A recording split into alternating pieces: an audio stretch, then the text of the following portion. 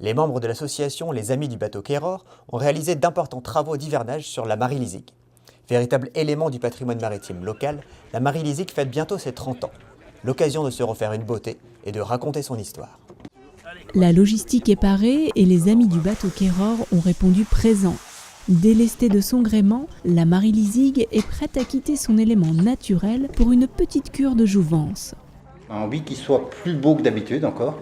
Même si on fait un carénage correct tous les ans, on a l'intention d'en faire un peu plus poussé cette année.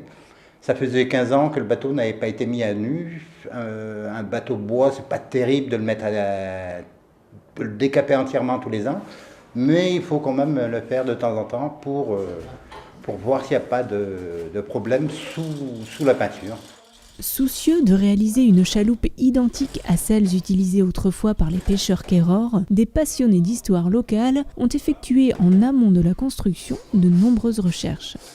Les bateaux Keror petits faisaient un tonneau, sans doute petit parce que justement le poisson était nombreux dans la rade de Brest et qu'on pouvait pêcher très près des côtes et pas trop loin du port d'attache. Comme les chantiers Illy du Pouldu n'avaient pas de plan du bateau, il fallut rechercher des documents pour construire éventuellement un nouveau bateau. On fit appel aussi aux anciens pêcheurs ainsi qu'aux photos qu'on a retrouvées dans les archives.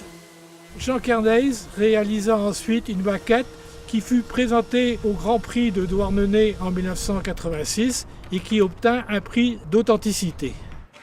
La Marie-Lizig est construite en 1987. Cette année marque aussi la création de l'association qui assure aujourd'hui l'exploitation et l'entretien de la chaloupe. Là, nous sommes en train de former un morceau d'une serre que nous allons remplacer parce que la précédente était un peu abîmée. Donc pour ramollir la pièce de bois, il est nécessaire de la chauffer et de l'humidifier. Donc on chauffe à la vapeur et ensuite, quand elle va refroidir, elle va garder sa forme et on pourra la coller. Cet important carénage est l'occasion d'apporter à la chaloupe une meilleure durabilité, avec le choix de nouvelles peintures techniques, tout en respectant l'authenticité du bateau.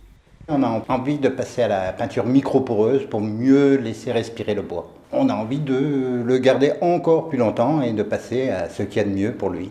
On va prendre, sur les conseils de spécialistes, une sous-couche micro-poreuse, elle aussi, et qui va protéger le bois dans son domaine maritime. Et ensuite, 2 couches de noir, parce que le bateau est noir. Il était goudronné à l'époque, donc il est noir.